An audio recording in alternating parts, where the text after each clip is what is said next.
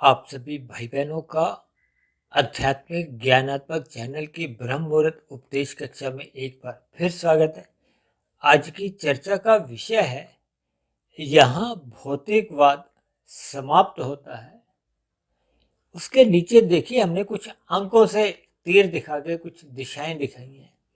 1 और 10 को हमने देखी भौतिकवाद से जोड़ा है, क्योंकि ये रजोगुण और तमोगुण की जो एक स्थितियां है ना, प्रकृति के 3 गुणों की, जबकि हमने 10 से 100 की एक सफेद रंग से एक तीर दर्शाया है। वास्तव में ये 1, 10 और 100 की जो एक स्थिति है, जिनकी हम देखिए प्रतिदिन ही चर्चाएं करते हैं, तमोगुण, रजोगुण और सतोगुण। क्योंकि शास्त्रों में बार बार कहा गया कि तमोगुण से 10 गुना अच्छा रजोगुण है, रजोगुण से भी 10 गुना अच्छा सतोगुण है। अब देखिए 1 और 10 ये पास पास माने गए हैं।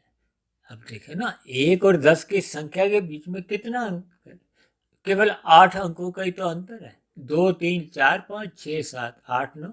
तो ये 8 अंक तो बहुत कम है, ज्यादा नहीं है। इसलिए तो मैं अपनी चर्चाओं में अक्सर ये रजोगुण और तमोगुण को पड़ोसी कहता हूँ, क्योंकि जब जब मनुष्य देखिए रजोगुण में स्थित हो जाता है, उसका तमोगुण में आना जाना ना चाहते हुए भी कब कब बढ़ जाता है। मनुष्य को स्वयं भी बोध नहीं होता, क्योंकि बोध होता है ज्ञान में स्थिति में, और ज्ञान रजोगुण का एक धुंधली स्थिति में होता है। अब धुंध में हमें अधिक दूरी का तो नजर ही नहीं आता। अक्सर आपका हमारा एक अनुभव क्या कहता है कि जब जब सर्दियों में देखिए कभी कभी ऐसी धुंध होती है ना, कि हम गाड़ी स्कूटर चला रहे होते हैं तो हमें अगले 10-12 फुट का भी नजर नहीं आता, तो हम कितनी धीरे धीरे चलते हैं। इसी तरह हम रजोगुण में रहते हुए उन विषय भोगों की प्राप्ति के लिए, ये विषय भोग क्या है? गंध, रस, रूप, स्पर्श और शब्द, ये संसार है। ये 1 और 10 की स्थितियां देखिए संसार को ही दर्शाती हैं। ये भौतिकवाद का अभिप्राय देखिए क्या है? ये संसार है। ये भौतिकवाद की ही एक इर्द गिर्द घूमता है, क्योंकि भौतिकवाद में ही जितने भी उपलब्धि हैं, जितने भी भौतिक साधन हैं, भौतिक उपलब्धियां कहो, साधन कहो, भोग विषय कहो।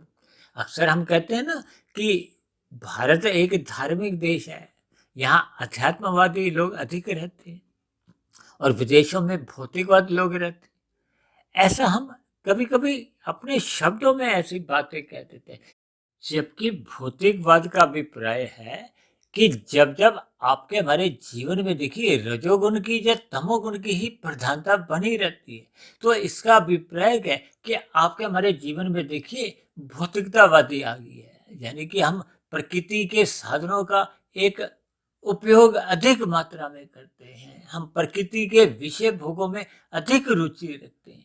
जबकि सतोगुण को देखिए आरंभिक स्थितियों में ज्ञान से जोड़ा जाता है, और ये ज्ञान देखिए भौतिक में भी होता है, अध्यात्म में भी होता है। 100 की स्थिति को देखिए सतोगुण में विशेष रूप से अध्यात्म से जोड़ा जाता है। हालांकि देखिए जितने भी ये जो आविष्कार होते हैं, मेरे हाथ में मोबाइल है, मैं लैपटॉप का इस्तेमाल करता हूँ, हम विभिन्न प्रकार की जो आविष्कारों का उपयोग कर चुके हैं, ये लगभग सभी आविष्कार देखिए विदेशों में ही हुए हैं, भौतिक लोगों द्वारा ही हुए हैं। लेकिन उन्होंने अपनी सात्विक बुद्धि बना ली थी। सात्विक बुद्धि देखिए 2 प्रकार की होती है। एक तो हम जब सतोगुण में रहते हुए अपने सूक्ष्म बुद्धि के स्तर पर एक सुख सुविधाओं के साधन को एक शोध करने में लग जाते हैं, कि नए नए हम उत्पाद बनाते हैं।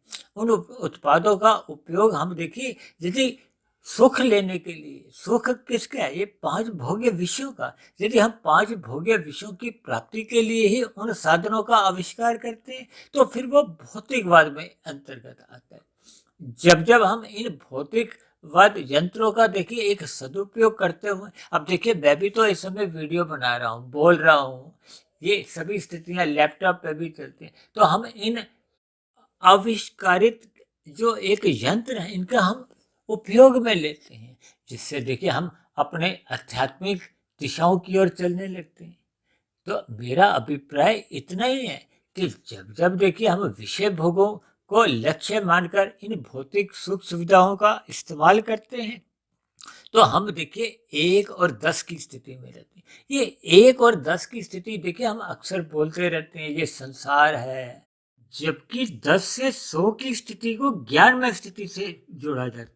जब आपका हमारा एक निश्चय हो जाता है कि हमें परमात्मा के मार्ग पर चलना है, हमने प्रकृति का ये जो ज्ञान विज्ञान को समझना है और जुड़ना किससे? परमात्मा से। यानी कि जब आपका हमारा लक्ष्य परमात्मा को पाने का बन जाता है, उस स्थिति विशेष में जब हम 10 से 100 की यात्रा करते हैं, तो 100 की यात्रा हमें एक ज्ञानमय स्थिति में ले आती है। अब ज्ञानमय स्थिति में रहते हुए वहाँ अगर हमारा लक्ष्य फिर भौतिकवाद बन जाता है, तो भले ही हम 100 की स्थिति में तो बने रहते हैं, लेकिन आपका हमारा विषय भोगों में रुचि होने के कारण हम उस 100 से पुनः 10 की स्थिति में लौट आते हैं।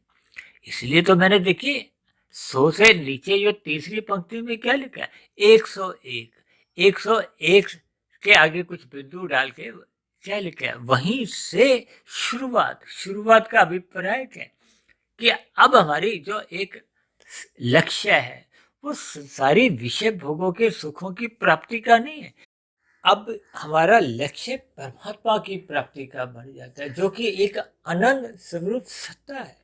हम सभी भाई बहन देखिए ज्ञान स्वरूप हैं, और ये जो माया है या माया के जो 5 भोग विषय हैं, ये एक जड़ माने जाते हैं। जड़ प्रकृति का अभिप्राय इस 3 गुणों से ही लिया जाता है।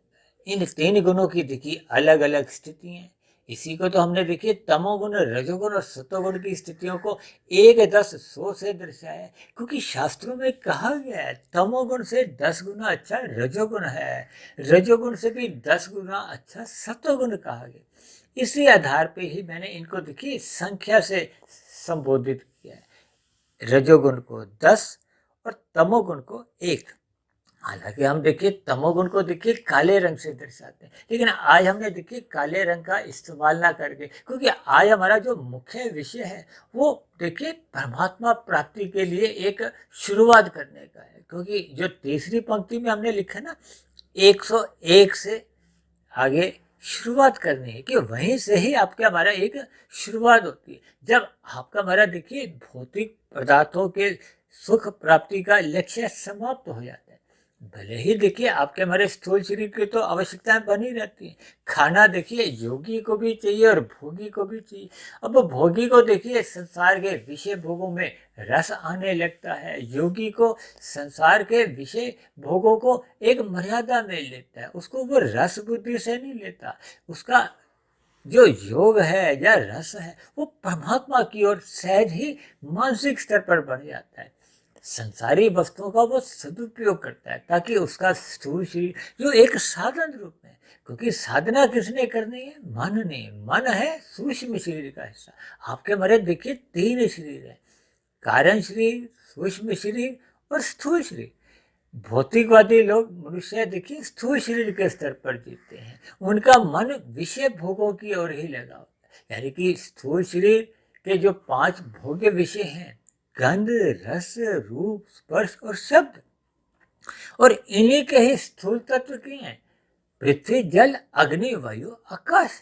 क्योंकि ये भोग विषय और आपका हमारा जो स्थूल शरीर का जो एक संबंध है, इसको सजातीय संबंध कहा गया।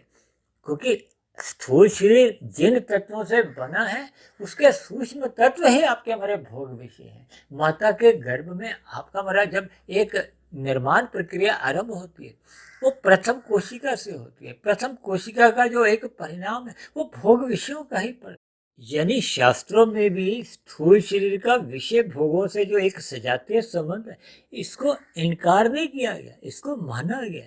ये स्थूल शरीर के इंद्रियों का एक दोष भी माना जाता है। लेकिन जैसे जैसे हम सूक्ष्म शरीर को कारण शरीर से कुछ संबंध जोड़ते हैं, कि आपका हमारा ये जो भोग विषयों में क्यों रुचि जागृत होती है, इसका पीछे का कारण क्या है। जब हम कारण को ढूंढते हैं तो फिर हम अपने कारण शरीर की ओर थोड़ा सा नजर डालते हैं, क्योंकि कारण शरीर में आपका हमारा कर्माशय रहता है और पहले के बने हुए संस्कार रहते हैं। संस्कारों को ही स्वभाव कहा जाता है। अब स्वभाव वैसे आपके हमारी देखिए मन बुद्धि में एक फुरने से आते हैं, विचार जगते हैं, वृत्तियां जगती हैं।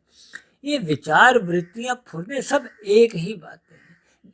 यदि हमारे कारण शरीर में देखिए तामसी या राजसी संस्कारों की प्रधानता है, तो ये भोग विषयों के प्रति ही बार बार ये हमें एक रुचि जगाते हैं, उसी की ओर ही हमें ये बार बार प्रेरित करते हैं कि इन भोग विषयों का हमें संग करना है। उन भोग विषयों के प्रति ही उसकी रुचि बनी रहती है। और सतोगुण की यदि प्रधानता होती है, सात्विक संस्कार बने होते हैं, तो आपकी हमारी रुचि परमात्मा के मार्ग पर होती है। आपके हमारी रुचि फिर विषय भोगों में नहीं होती। इसीलिए मैंने देखिए वीडियो के चित्र में 101 एक संख्या जोड़ी है।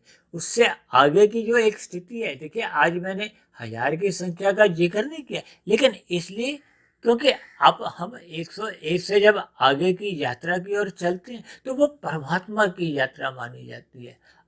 आपके भरी एक अध्यात्म की यात्रा होती है। कहते हैं ना, हमें आध्यात्मिक उन्नति करनी चाहिए, क्योंकि मनुष्य जोनि देखिए कर्म जोनि है और साधना जोनि का एक अवसर है। कर्म जोनि का भी प्राय देखिए प्रकृति के 3 गुणों के साथ हम जैसा जैसा गठबंधन करते हैं, संग करते हैं, वैसा वैसा फिर आपका हमारा कर्माशय बनता है। शास्त्रों में कहा है, यदि आप प्रकृति के विषय भोगों का सुख भोगना चाहते हो तो उसके लिए आपको भी कर्म करने होते हैं। कहते हैं ना, फलों की एक प्राप्ति के लिए हमें कर्म रूपी मूल्य चुकाना होता है। कर्म क्या है? देखिए शास्त्रों में बताया गया है कि विहित कर्म करो। विहित कर्मों का अभिप्राय देखिए राजसी और सात्विक पुण्य कर्मों से होता है। राजसी पुण्य कर्मों में हम देखिए धर्मानुसार कर्म करते हैं, जैसा कि शास्त्रों में कहा गया कि हम अपने सुख को सुनिश्चित करने के लिए प्रकृति के अन्य जीवों को भले ही सुख ना भी दें, लेकिन हमने उनको दुख भी नहीं देना। ऐसी स्थिति विशेष में हम राजसी पुण्य कर्म करते हैं। और जब जब हम पहले परोपकार के कार्य करते हैं, अन्य मनुष्यों को भी सुख मिले, प्रकृति के अन्य जीव जंतुओं को भी सुख मिले, उसके बाद मुझे भी सुख मिले, तो ये सात्विक परोपकार के कर्म सकाम भाव से समझे जाते हैं। यहाँ तक भी देखिए ये भौतिकवाद ही लगभग होता है। हालांकि यहाँ 10 से जो 100 की स्थिति है, जब तक आपका हमारा विषय भोगों में ही रुचि बनी रहती है, भले ही हम देखिए रजोगुण से सतोगुण की ओर आ जाते हैं, तब तक आपके हमारी जो आध्यात्मिक उन्नति है या आध्यात्मिक यात्रा है वो आरंभ नहीं होती। वो आरंभ तभी होती है जब हम निष्काम भाव से कर्म करना आरंभ करते हैं। उसको देखिए कर्म फल नहीं, कर्म योग की स्थिति कहा गया। कर्म योग में क्या है कि हम कर्म तो करते हैं प्रकृति में रहते हुए, लेकिन आपका हमारा जो लक्ष्य है वो फल की ओर ना होकर योग की ओर, परमात्मा की ओर। उसी का ही दूसरा नाम देखिए अध्यात्मवादी कहो, अध्यात्म की यात्रा कहो। यानी साधारण शब्दों में जब परमात्मा को पाने का आपका हमारा लक्ष्य बन जाता है, तो उस यात्रा विशेष के लिए हम अध्यात्मवादी बन जाते हैं। हम परमात्मा को पाने का एक लक्ष्य बना लेते हैं। उस लक्ष्य प्राप्ति के लिए ही देखिए 3 योग के लिए, पहला कर्म योग, दूसरा ज्ञान योग, तीसरा भक्ति योग। ये कर्म योग देखिए एक आरंभिक स्थिति है। आरंभिक स्थिति का अभिप्राय जब हम 100 से आगे की यात्रा करते हैं तो आपके हमारे भीतर में फिर वो एक विवेक शक्ति जगने लगती है। फिर हम शास्त्रों का अध्ययन करते हैं, ब्रह्म मुहूर्त में उठने का आपका हमारा एक स्वभाव सहज ही बनने लगता है। जब आपका हमारा देखिए ब्रह्म मुहूर्त में उठने का स्वभाव बन जाता है, तो इसका अभिप्राय क्या है कि परमात्मा प्राप्ति का आपका हमारा एक लक्ष्य बन गया है। अन्यथा देखिए संसार में भी कभी कभी हम देखते हैं कि मनुष्य कर्म कांड करता है, 10 से 100 की स्थिति की ओर जाता है, वहां जाता है, कुछ देर रुकता है, लेकिन पुनः वहां एक स्थायी स्थिति नहीं बनाता। स्थायी स्थिति का अभिप्राय है कि वो 100 से आगे की यात्रा आरंभ नहीं करता। तब ऐसी स्थिति में वो वहां पे जाता है, कुछ रुकता है, कुछ देखिए हाथों हाथ वहां से वापस आए थे। इन सभी बातों का अभिप्राय क्या है कि जब मनुष्य देखिए कर्म कांड बेमन से करते हैं, लोभ से या भय से करते हैं। देखिए कुछ महीने पहले ये श्राद्ध पक्ष गया था, नवरात्रि की स्थितियां गई थी, या विभिन्न प्रकार के देखिए पर्व आते हैं, हम परमात्मा से जुड़ते हैं। परमात्मा का अभिप्राय देखिए अध्यात्म से ही माना गया है। जब जब हम संसार से जुड़ते हैं तो इसका अभिप्राय देखिए भौतिकतावादी से ही माना जाता है। हम भौतिक विषयों में जब रुचि रखते हैं तो आपका हमारा जो एक रुचि है वो संसार में बनी रहती है। देखिए 2 ही स्थिति हैं, चाहे तो हम माया की ओर जाएं, प्रकृति की ओर जाएं।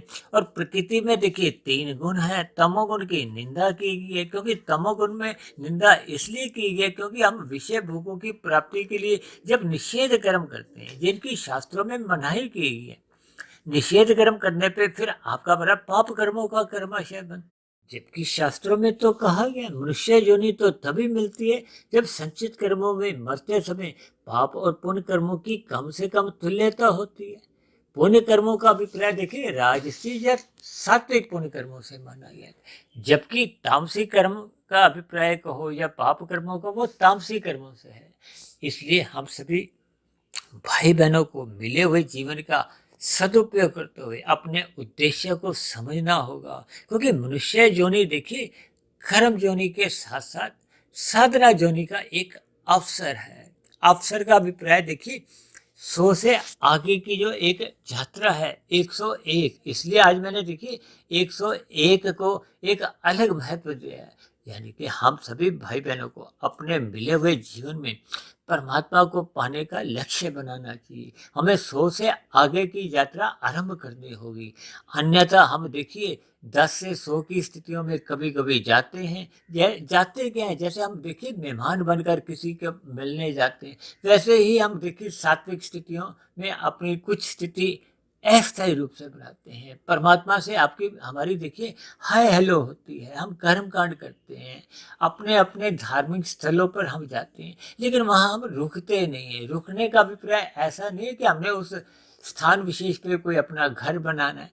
देखिए जुड़ने का अभिप्राय मन की स्थिति से है। मन यदि हमारा परमात्मा से जुड़ गया है तो फिर प्रकृति के विषय भोगों के प्रति आपके हमारी एक उदासीनता बनने लगती है। फिर हम उन विषय भोगों में रस बुद्धि से नहीं, जब जब आपके हमारी देखिए रस बुद्धि बनी रहती है तो इसका अभिप्राय है कि हमारी संसार के विषय भोगों में अभी रुचि बनी हुई है। जब जब ये रुचि बनी होगी तो मनुष्य सतोगुण में स्थित रहता हुआ भी बार बार रजोगुण की गलियों में उतरता रहता है। ये अलग बात है कि जब जब मनुष्य का देखिए सतोगुण एक प्रधान स्थिति में होता है, मजबूत स्थिति में होता है, तब तब उसका देखिए रजोगुण से फिर तमोगुण के नीचे गिरने की स्थितियां बनने का एक संभावना कमजोर हो जाती है। लेकिन जब जब मनुष्य देखिए सतोगुण से विशुद्ध सतोगुण की आध्यात्मिक यात्रा यानी कि 101 फिर आगे की यात्रा करता हुआ 150, 200, 250, 300 पे निकल जाता है, तब ऐसी स्थितियों में उसका फिर रजोगुण से भी एक ज्ञानपूर्वक वैराग्य होने लगता है। ये ज्ञानपूर्वक वैराग्य होने से फिर उसकी तामसिक स्थितियों से, दूसरे शब्दों में तब ऐसे साधक की देखिए मोहनात्मक स्थितियों से भी एक मोह छूट जाता है। तब ऐसी स्थितियों में वो अपने जीवन में किसी भी प्रकार के कोई अनीतिगत कार्य नहीं करता, केवल उसका परमात्मा को पाने का ही एक लक्ष्य बन जाता है। तब ऐसे साधक की देखिए कर्म योग से फिर ज्ञान योग, ज्ञान योग से फिर भक्ति योग की सहज ही आध्यात्मिक उन्नति एक गति पकड़ने लगती है। तो ऐसी सभी शुभ स्थितियां हम सभी भाई बहनों के जीवन में तभी बन पाती हैं जब हम श्रद्धा पूर्वक सत्संग करते हैं और भौतिक प्रकृति के विषय भोगों से ज्ञान पूर्वक वैराग्य रखते हैं। किसी लोभ से या भय से आपका बड़ा विषय भोगों से वैराग्य नहीं होता, बल्कि ये वैराग्य ज्ञान पूर्वक होता है। तो ऐसी सभी शुभ स्थितियां हम सभी भाई बहनों के जीवन में भी बने, ताकि हमारा आपका मिला हुआ जो जीवन है वो अध्यात्मवाद की ओर सहज ही चलना आरंभ हो जाए। तो ऐसी सभी शुभ स्थितियां हम सभी भाई बहनों के जीवन में भी बने। इन्हीं शुभ कामनाओं के साथ आज की चर्चा विशेष को अब हम यही विश्राम देते हैं। शाम को फिर मिलते हैं संध्या बेला ज्ञान कक्षा में। तब तक आप अपने आध्यात्मिक मित्र सुधीर भाटिया फकीर को इजाजत दें। आप सभी भाई बहनों की सात्विक दिनचर्या बनी रहे, ताकि हम सभी भाई बहनों की आध्यात्मिक यात्रा सहज ही शुरू हो जाए।